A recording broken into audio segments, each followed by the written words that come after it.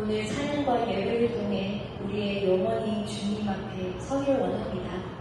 저희에게 아버지의 말씀에 참뜻을 깨닫고 아버지께 순종할 수 있는 믿음을 주시길 기도합니다. 예수 그리스도의 이름으로 기도드립니다. 아멘. 할렐루야. 저희 오늘 찬양 드릴 시간 듣겠습니다. 저희 오늘 첫 찬양은 아바 아버지 찬양했습니다. 아버지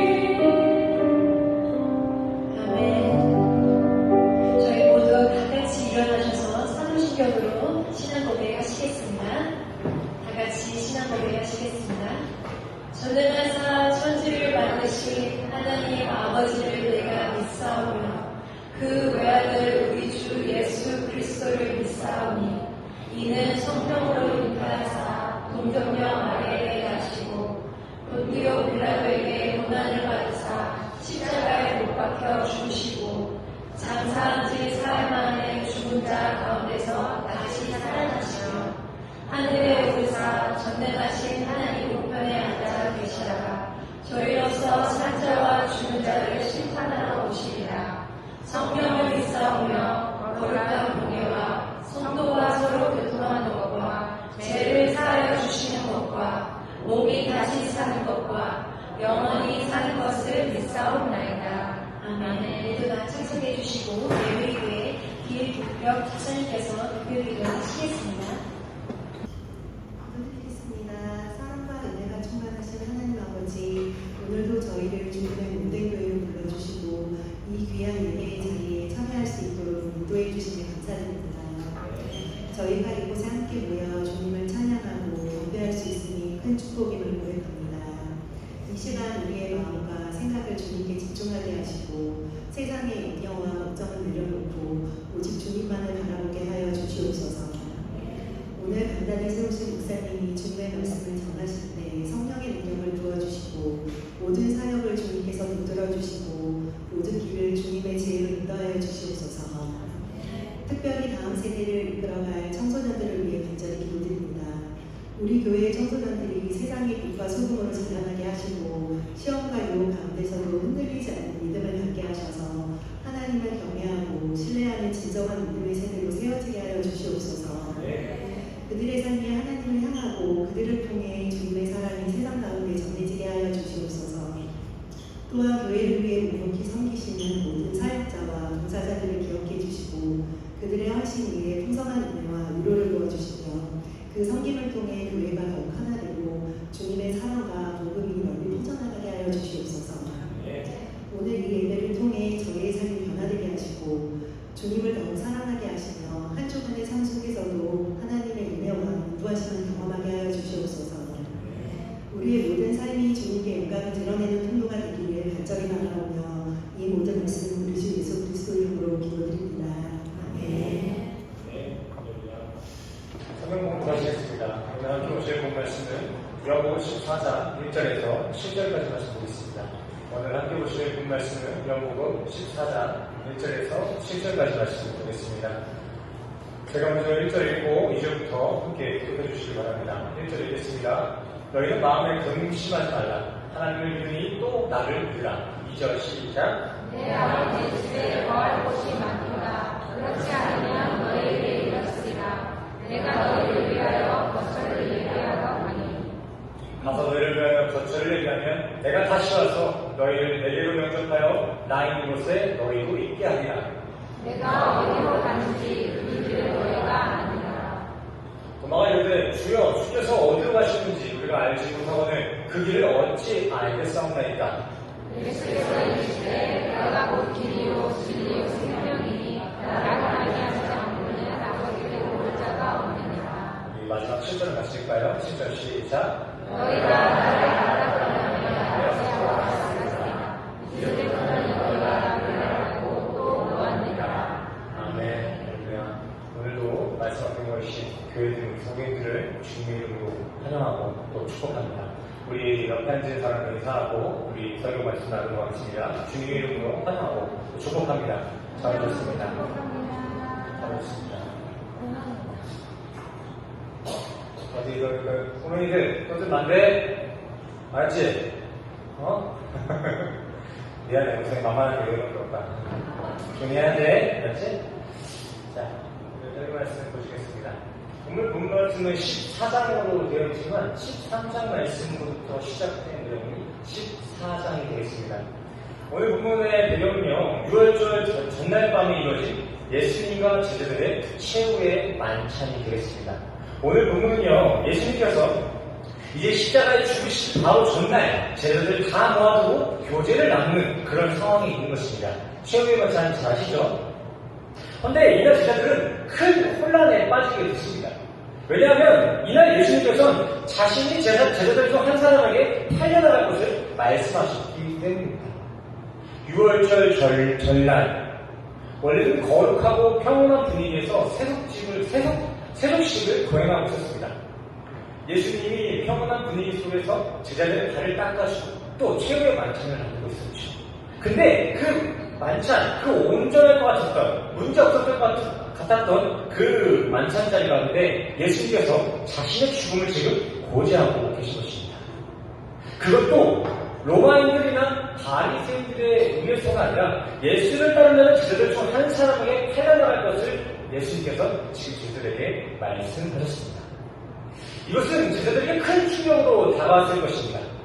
아니, 바리새인도 아니고 로마인들도 아니고 우리 중에 예수를 팔 사람이 있다고? 얼마나 큰 충격이었을까요? 그렇게 예수님께 수제자였던 베드로가 자신의 목숨을 걸어서라도 그 예수의 길을 따라가겠습니다. 내가 예수를 지키겠다 결단을 합니다.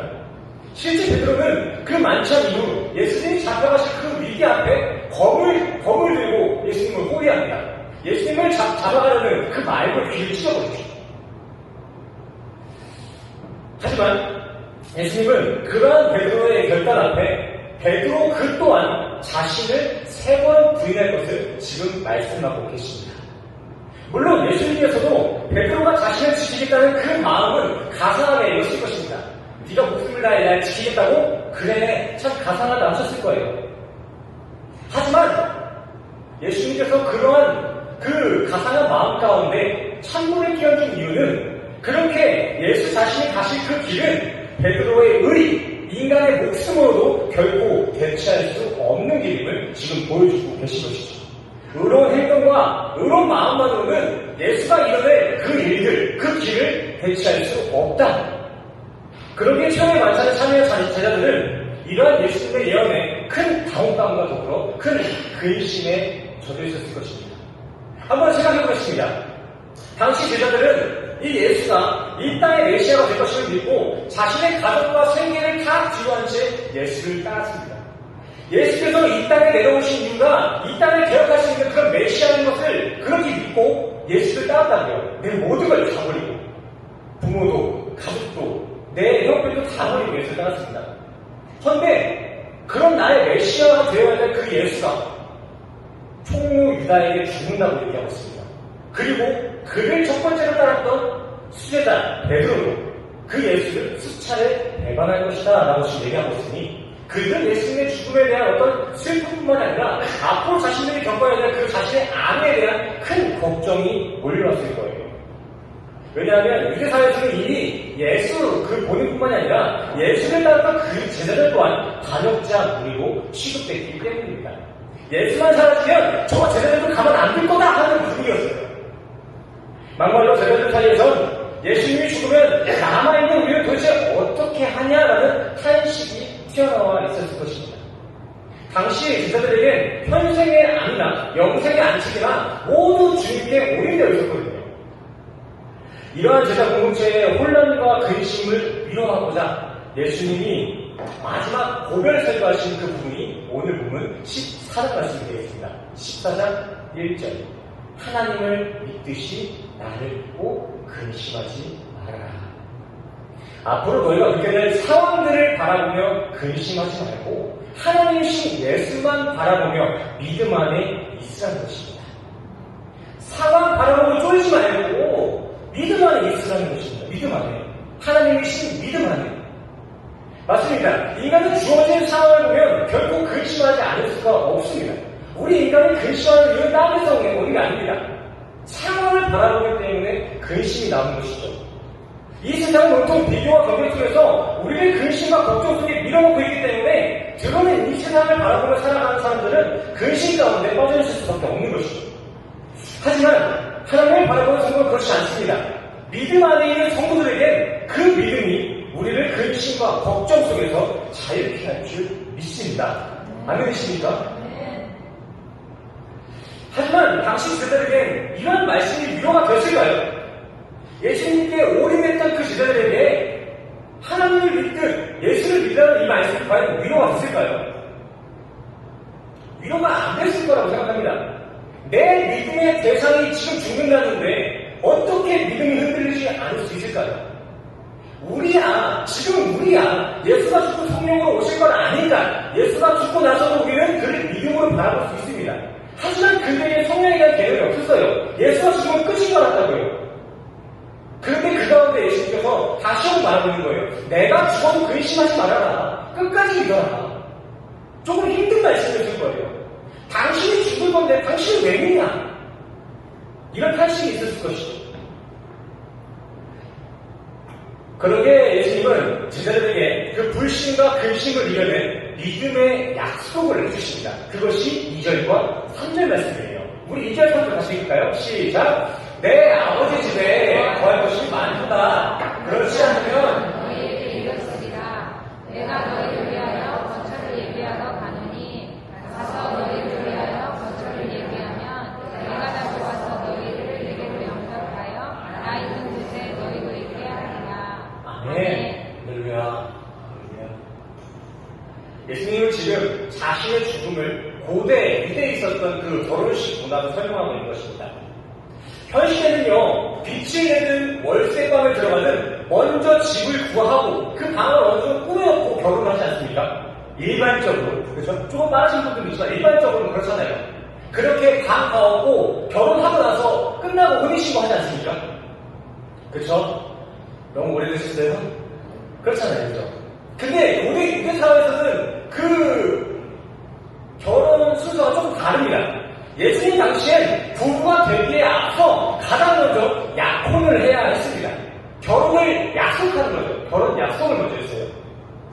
근데 이때 약혼은 지금처럼 그냥 구두로만 전하는 그런 서로의 그 약속 정도가 아니라 펜투바라는 진짜 결혼 증서, 결혼 계약서를 썼습니다.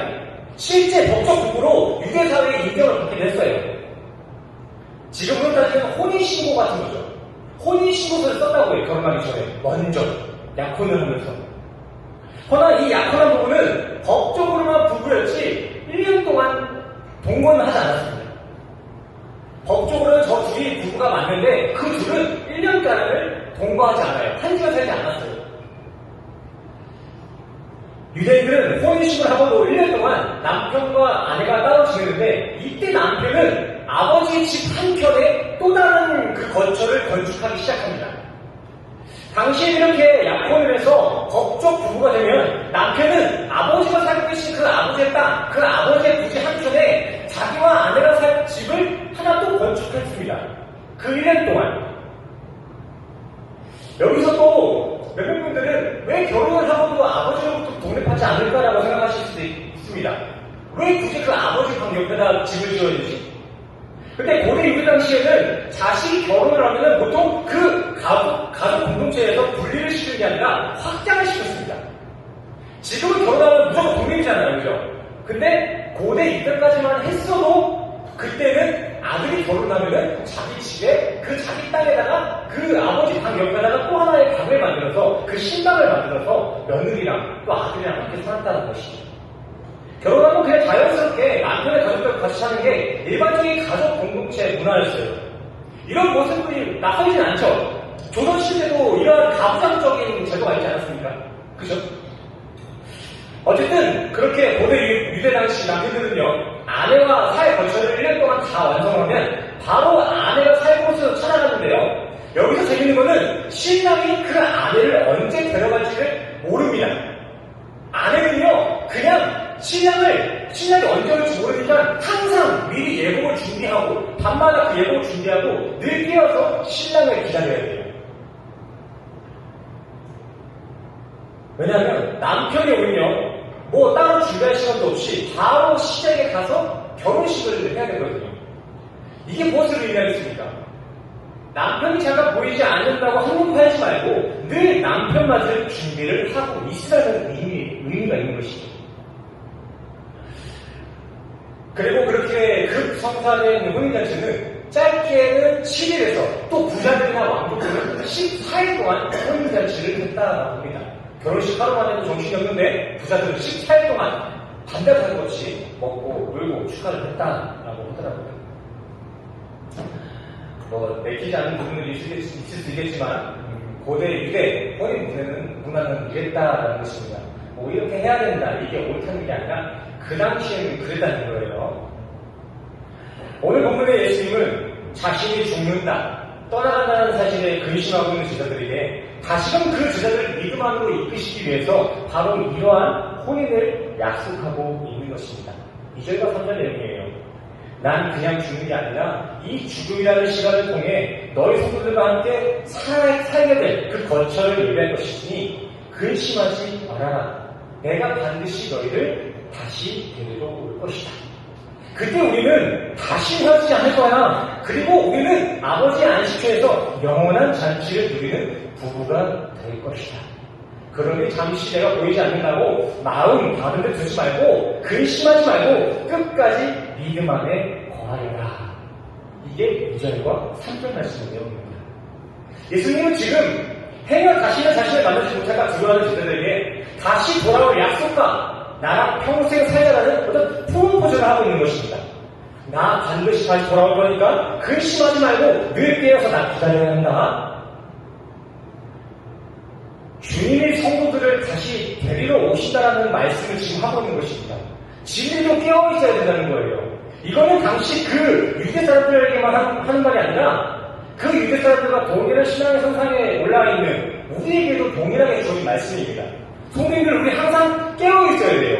뭘 위해 깨어 있어야 됩니까? 언제 오실지 모르는 아버지의 재림을 바라보며 우리는 늘 깨어 있어야 할 줄 믿습니다. 아멘이십니까? 허나 제자들은 이러한 예수님의 사랑 고백을 이해하지 못했던 것 같습니다. 사랑의 말씀 보시면요, 예수님께서 지금 내가 가는 길이 어딘지 안다라고 지금 말씀하고 계시지만 도마를 비롯한 그 제자들은 당초에 예수님이 무슨 말을 하는지 이해를 못하고 있습니다. 여기서 우리가 알아야 될 그 포인트는요, 예수님께서 지금 제자들에게 이 길을 알게 될 거라고 하시는 게 포인트입니다. 알게 될 것이다가 아니라 알게 될 것이다. 아느니라. 이미 알고 있다라는 오히야테라는 그 현재 완료형을 쓰고 있어요. 나중에 그들이 알 것이다가 아니라 이들은 이미 알고 있어. 예수님은 지금 제자들에게 너희가 지금 나의 죽음으로 인해 근심 속에 있으나 너희는 이미 하나님의 처소 아버지의 집에 가는 길을 알고 있다라고 지금 말씀하고 계신 것이죠. 근데 여기에 제자들은 뭐라고 대답하죠? 5절 말씀에 우리는 예수님이 지금 어딜 가는지 모르겠다고 하는데 어떻게 그 천국길을 알겠습니까? 라고 지금 이야기합니다. 예수님은 제자들이 이미 그 하늘길을 알고 있다 말하지만 그 제자들은, 그 당사자들은 아니면 모릅니다 라고 지금 고백하고 있죠. 그래서 예수님은 이제 아예 대놓고 정답을 알려주십니다. 너희랑 지금 같이 있는 내가 곧 그 포도스 하나님의 처소요 알레떼이야 하나님이다. 내가 하나님이다. 조에 내가 생명이다. 니들은 하늘의 처소로 가는 길을 모른다고 하지만 내가 지금 너와 같이 있는 내가 그 길이야. 니들은 생명을 근심하고 있지만 내가 없으면 생명을 잃을 것처럼 근심하고 있지만 내가 생명이야. 내가 생명. 의역협자는 이렇게 되겠죠. 너희는 내가 이 땅에서 너희가 어떤 개혁을 이뤄내야만, 내가 죽지 않아야만, 세상이 바라는 그 메시아적 사역을 이뤄내야만 비로소 구원을 받을 수 있다 생각하지만 아니다. 내가 곧 하나님의 진리요 영생이다 라고 지금 말씀하고 계신 것이죠. 또 우리가 여기서 알아야 될 것은 그분이 우리에게 주고자 하시는 그 생명은 푸시게 잠깐의 생명, 육체적 자아나 혼이 아니라 영원한 생명을 의미하고 계십니다.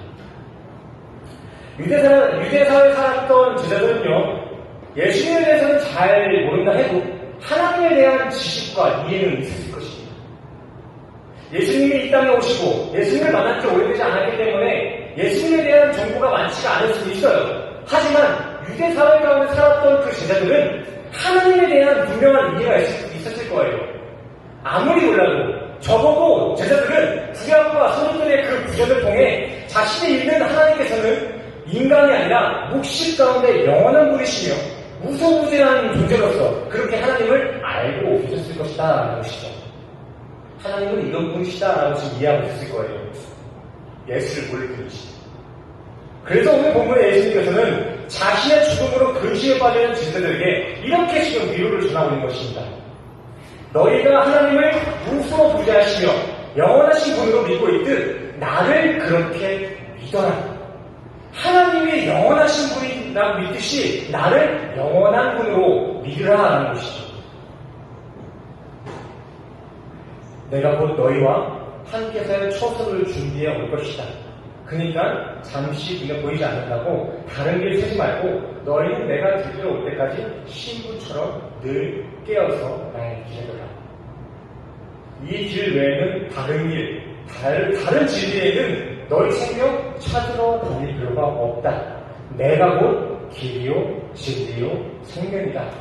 내가 너희와 함께 영원히 거쳐야 할 것이다. 아멘. 그리고 예수님께서는 진짜 우리와 함께 살 집을 지으시죠. 예수님께서는 자신이 하나님과 같이 영원하고 무수부지할 것을 얘기하시며 우리에게 거처를 허락할 것이다 말씀하시고 진짜 우리에게 거처를 지어주시잖아요. 그쵸? 어디에 지셨습니까? 하나님의 그 영원한 주소 어디 있습니까? 영원한 주소 어디에 지셨어요? 하나님의 처소가 어디 있습니까? 그 생각보다 설명하는 게 쉽지 않아요. 되게 같이 해주셔야 돼요. 어디에 지으셨겠냐고. 하나님 나라 어디 있어요? 하나님 나라. 알려드리겠습니다. 보여주세요. 자, 가슴에 손을 얹어주세요. 하나님 나라는 여기에 있습니다. 사랑해주세요. 하나님 나라는 여기에 있습니다. 아멘. 우리가 생각하는 저 하늘에 있는 그 집은요, 창세 전부터 지어진 그 영원한 집이고, 이 땅에서도 하나님께서는 우리와 함께 사실 그 처소를 우리 안에 지으셨다는 것입니다. 우리의 삶이 천국이에요. 다른 종교에서는 모르겠습니다. 다른 교파에서는 어떻게 이야기하는지 모르겠습니다. 하지만 우리 기독교, 개신교, 우리 신의교 안에서는요, 적어도 우리가 살아가는 이 인생 자체를 천국으로 바라보고 있습니다. 왜요? 주 예수와 동행하는 그 어디나 하늘나라이기 때문입니다. 안 믿으십니까? 네. 어떻게 지셨어요? 우리 안에 그러면 그 처소를 어떻게 지셨습니까? 우리 안에 그 하나님의 처소가 있다는데 우리 안에 언제 어떻게 하나님이 그 처소를 지으셨나요? 다시 한번 따라해볼까요? 성령으로 지으셨습니다. 네, 성령으로 지으셨습니다. 예수님께서 성령으로 우리 안에 들어오셔서 우리를 성전으로 지어주셨습니다. 성도들, 우리가 성전입니다. 우리가 성전. 참 의미 있지 않습니까? 우리가 성전이래요. 우리가 성전. 바울도 말하고 있습니다. 성령을 보신 우리가 하나님의 처소요, 성전이다. 그렇게 성도들은요, 하나님이 거한 처소로서 무엇을 먹나 마시나 다 영광이 되는 존재가 된 것입니다. 누구에 의해서요? 성령에 의해서. 이 구절을 조금 오해하시는 분들이 계세요. 이 말씀을 근거로서 하나님이 영광될 만한 것을 먹어야 된다. 영광되지 않은 것을 먹으면 안 된다라고 얘기하는데, 아니, 조금 현실적으로 생각해 봅시다. 우리 인간이 뭘 먹든 말든 그게 무슨 하나님의 영광이 되겠습니까? 그렇지 않습니까? 우리가 뭐 좋은 거, 뭐 랍스터 한우 먹으면 영광이 됩니까? 아니죠. 뭐 우리가 술을 먹지 않으면 영광이 됩니까? 아니죠. 성경은요, 성도가 이미 하나님의 성전되었음을 전제하여서 그런 성도의 먹고 마실 또한 하나님의 영광됨을 기록하고 있는 것이 고린도전서 10장 31절의 말씀입니다. 어거스틴도 생전에 이런 말을 했습니다. 우리 한꺼번만 같이 읽어볼까요? 시작! 믿었는가? 그렇다면 가서 살아라. 하나님을 사랑하라. 우리보다서 하고 싶은 대로 하라. 아멘. 네. 무엇을 먹거나 마시나 하나님의 영광이 되게 하라가 아니라 살아가는 거예요. 영광의 존재로 살아라. 맞습니다. 성도는 하나님을 믿고 살아겠으면 그냥 가서 하고 싶은 거 하면 살면 됩니다. 이런 사람은 내 안에 이미 성령이 주장하고 계시기 때문에 우리는 무엇을 하든 구원받는 게 정상입니다. 근데 여기서 우리가 오해하면 안 되는 게 성도들이 이제 그렇게 성령에 구원받았다는 그 확신 속에서 방종된 삶을 살아도 된다고 생각하는 그런 착각 속에 빠지면 안 된다는 것이죠.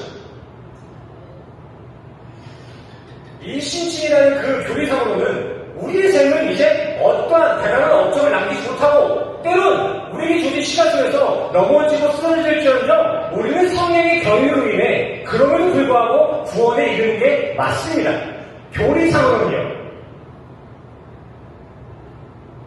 하지만 우리 안에 계신 그 성령은요. 그러한 믿음으로 의롭다함을 칭함받은 이들의 삶을 그러한 방종 가운데 방종시키지 않는다라고 지금 이야기하고 있습니다. 성령은 하나님의 처소가 된 성도의 인생을 더 이상 이 땅, 이 생의 자랑과 안목의 정욕이라는 그 죄 가운데 방치하지 않게 하신다는 것이죠. 우리가 이전에 사랑했던 것을 배설물로 여기게 한다는 거예요. 갈라디아서 말씀과 같이 말 그대로 성령의 사랑은 성령으로 행하게 하신다라는 것입니다. 아멘 되시나요? 이론상으로 이 신칭이라는 그 이론상으로 구원론 상에서는요 우리 안에 성령이 들어와 계시다면 우리는 아무거나 해도 됩니다. 그래서 저도 가요. 맞아요. 근데 우리 안에 계신 그 성령은요 그러한 방종된 삶 가운데 우리를 방치하지 않으신다라는 것입니다. 성도님들, 성령을 모신 성전의 삶은 말 그대로 주어진 인생 속에서 그 성령을 모신 성전의 모습으로 점차 지어져가는 과정을 겪게 되어 있습니다. 하루아침에 성전은 끝나는 것이 아니라 주어진 인생 속에서 온갖 고난과 시련을 이겨내면서 우리의 삶은 하나님 앞에 그 초소로서의 삶을 지어져 가게 된다는 것이죠. 진짜 구원받은 성도라면 정말 우리 안에 성령이 계시다면 그 성령은 우리를 마땅히 거룩한 그 하나님의 처소된 삶으로 인도해 내신다는 것입니다. 아멘 되시나요? 또한 영생의 성도는요 그러한 하나님의 성령적인 과정이 비록 좁고 협착할지라도 넓고 편한 길, 세상 길을 택하지 않고 굳이 그 협착한 예수의 길을 걸어가게 되어 있습니다.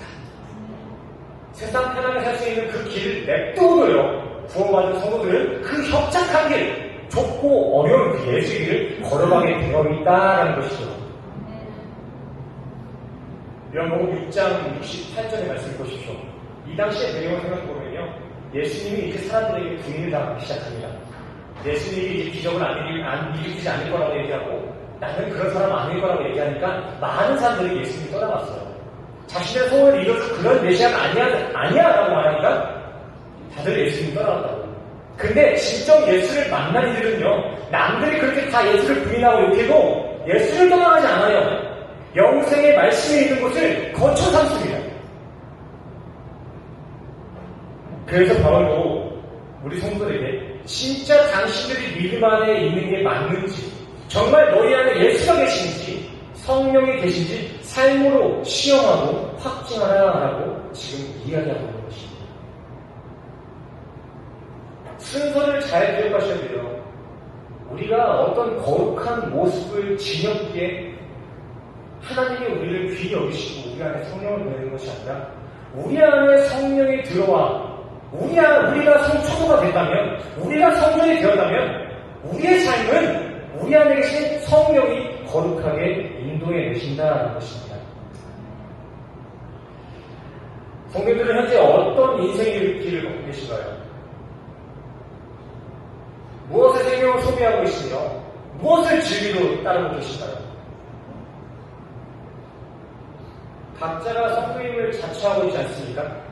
우리는 매일같이 우리 안에 성령이 있음을 믿고 천국을 확신하며 살아가고 있습니다. 허나 우리의 삶이 어떻습니까? 과연 우리의 삶의 모습이 정말 우리 안에 계신 성령이신 인도하는 그 모습이 맞냐는 것이죠.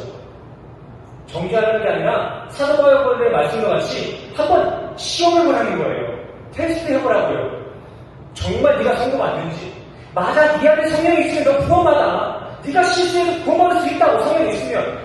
근데 네 삶의 모습을 한번 봐봐라. 그게 과연 진짜 성령이 인도하는데 실수한 거냐? 네 종욕을 따라가다가 넘어진 거냐? 한번 확인해보라는 것입니다.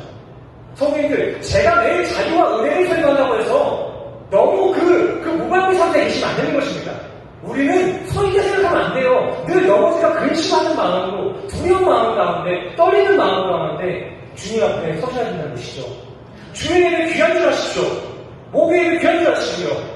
우리에게 주어진 이 성경 말씀 귀한 줄 아셔야 되는 것입니다. 성도님들, 제발요. 제가 어제 설교를 준비하면서 막 마음이 너무 찔리는 거예요. 저는 그저 아버지가 말씀하신 그 결과론적인 그 은혜와 자유를 설교하는 게 그게 제 설교의 그 방향이었어요. 근데 한번 주변을 둘러봤습니다. 저의 한번 둘러봤죠. 근데 한쪽 편에서 이런 막 믿는 거예요. 너 지금 그거 성도들을 올바른 길로 인도하는 거 아니야. 그래, 어느 정도 자유를 알고 율법에 대해 그 이해가 있는 사람들은 그런 설교를 해줘도 돼. 근데 그것도 아직 모르는 사람들이 얼마나 많은데. 오해하시면 안 됩니다, 선생님들. 주일 성수라는 이름 안에 그 주일 내면하는 그 안에 예수를 가둬둬서는 안 되지만 그 예수를 예배 밖으로 내주는 것도 결국 옳은 것은 아닙니다. 아멘이 되시나요, 선생님들? 예배를 귀하게 여길 수 있는 우리 성도님들 되셨으면 좋겠습니다. 한 번 주신 우리의 생명이 온전히 주님 앞에 있었으면 좋겠어요. 늦지 마시고요. 일주일에 한 번 있는 이 예배 가운데 제발 늦지 마시고 집중하십시오. 맞으니까요. 죄송해요. 오늘 늦으신 분들이 있긴 하지만 그거 뭐라고 이렇게 그냥 제가 뭐라고 하려고 하는 게 아니라 앞으로 잘하자고요. 아멘이십니까? 우리 학생들도 떠들지 말고, 알았지? 정말 목사로서 제가 말씀드립니다. 목사로서. 아유, 너는 이 직업이 그러니까 안 믿겠지. 넌 이 직업이 그러니까 말씀. 그렇게 따질 거면 저만 천국 가야 됩니다, 선생님들. 좀 이해가 되세요? 아니, 천국 가기 싫으면 늦어도 돼요. 뭐 이렇게 귀하게 안 내려도 되고요. 근데 제가 가고자 하는 천국에는 적어도 이런 곳이 있는 거예요. 아멘이십니까? 목사로서가 아니라 같은 성도로서 좀 올바른 모습으로 좀 예배를 좀 지향해 나갔으면 좋겠다라는 겁니다, 선생님들. 현실의 이 세상은요, 수많은 종교와 철학 사상들이 각기 자신들이 진리고 생명이라고 주장합니다. 하지만 그렇지 않습니다. 하나님은 예수 이외에 복음을 주신 적이 없다라고 말하고 있습니다. 예수님만이 영생의 유일한 길이요 진리요 생명인지 믿으십니까? 기독교는 이 부분만큼에는 공존해서도 안 되고 타협해서도 안 됩니다. 카톨릭과 우리 개신교가 갈라진 이유가 뭡니까? 우리는 개혁주의라고 하죠, 보통. 우리 교회는 개혁주의라고 하잖아요. 개혁했다고 해가지고 어떤 새로운 모습으로 개혁된 모습을 생각하지만 그게 아니에요. 기독교가 지향하고 있는 개혁은요, 하나님의 말씀으로 돌아가자는 그 개혁이에요. 근데 카톨릭은 그 반대 길을 걸었습니다. 시대의 분위기에 따라서, 시대 정신에 따라서, 그 시대 가운데 나타나는 그 트렌드에 따라서 그 예수님의 말씀을 변질시키고 있어요. 10년, 20년 전까지만 해도, 30년 전까지만 해도 카톨릭에서도 동성애는 무조건 반대했습니다. 배척했다고요. 하지만 그 시대에 따라가는 카톨릭은 지금 동성애를 사랑이라는 명목 안에 지금 허용하고 있습니다. 교황계도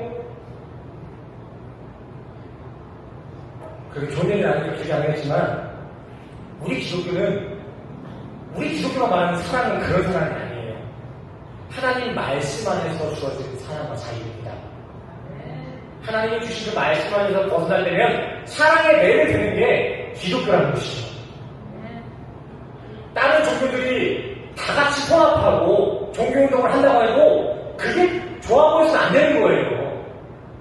다 같이 하나로 모일 때 아닙니다. 주님의 말씀은 진리입니다. 라고 외치는 것이 우리 기독교 정신인 줄 믿습니다.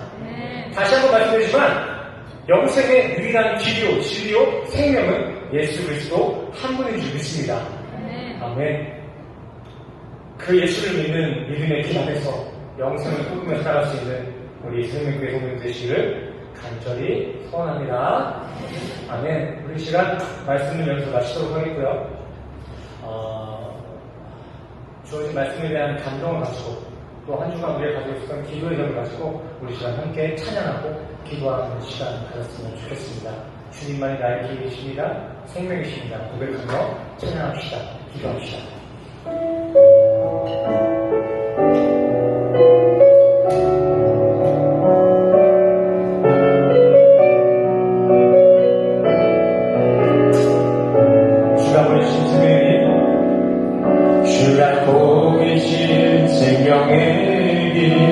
난 주님과 함께 상한 마음을 드리며 주님 앞에 나아가니 나의 의로움이 되신 주 그 이름 예수 나의 길이 되신 이름 다시 한번 생각하며 주가 보이신 주가 보이신 생명의 길 난 주님과 함께 상한 마음을 드리며 주님 앞에 나아가니 나의 의로움이 되신 주 그 이름 예수 나의 길이 되신 이름 하나님, 험함과 근심뿐인 이 세상 속에서도 우리를 너무나 사랑하셔서 우리에게도 영원한 생명과 회복을 꿈꿀 수 있는 진리의 길, 생명의 길을 허락해 주시며 너무나도 감사를 드립니다. 우리 성도들의 남은 인생의 여정이 결국 험함과 근심으로 사라질 이 땅에 허비되지 않게 하여 주시옵소서. 온전히 아버지가 걸어가신 그 길, 그 십자가의 길에 매일을 인도하여 주시옵소서. 세상의 온갖 유혹의 시간, 그 이간 속에서도 많은 사람들이 예수를 떠날 때에도 영생의 말씀이 여기 있사오니 우리가 어디를 가오니까 라고 고백한 그 사도 바울처럼 우리 성도들도 어떠한 세상 상황과 환경 속에서도 영생의 말씀 앞에 각자의 삶과 신앙을 소화할 수 있는 흔들리지 않는 믿음을 허락하여 주시옵소서. 그 믿음만이 진정 우리를 자유케 할 줄 믿습니다. 또한 주님, 이 시간 우리 성도들 각자의 목숨과도 같았던 물질을 주님 앞에 내어놓으며 이제 주님만이 나의 생명의 길을, 나의 생명 되심을 고백하며 나아갑니다. 봉헌 가운데 드려진 성도들의 이러한 자기 부인의 고백을 귀히 여기시고 그 부인된 성도들의 삶 가운데 풍성한 새 생명으로 보응하여 주시옵소서. 이제 우리 성도들 다시 한번 살아갑니다. 그럴싸한 세상 이 길 저 길 기웃거리지 않게 하시고 오직 진리요 생명이신 주님의 길만을 쫓아 나아가는 우리 성도들의 삶으로 주님 인도하여 주시옵소서. 우리의 고백을 들으시고 응답하실 그 주님의 은혜에 감사드리며 예수 그리스도의 이름으로 간절히 기도드렸습니다. 아멘. 할렐루야. 우리 시간 이제 다 같이 일어나셔서 기대 찬양, 함께 찬양하시고 마지막으로 축도로 예배를 나가도록 하겠습니다. 기대 함께 찬양하시겠습니다.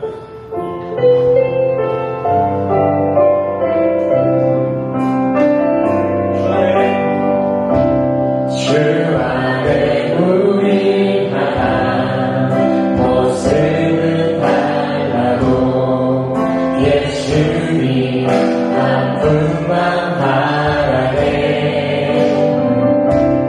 사랑과 선행으로 서로를 격려해 따스함으로 보는 원하니 주님 우리 안에 함께 하시니 형제자매의 기쁨과 슬픔 느끼네. 내 안에 있는 주님 모습 보네. 그분 기뻐하시네.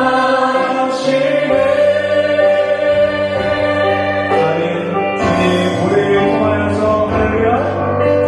주님 우리 통해 계획하시니 부족한 입술로 찬양하게 하시니 주님 우리 통해 계획하시니 너를 통해 하시니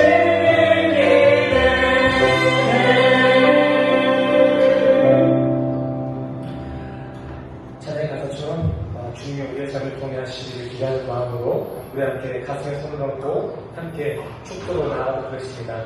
제가 대표로 축도하도록 하겠습니다.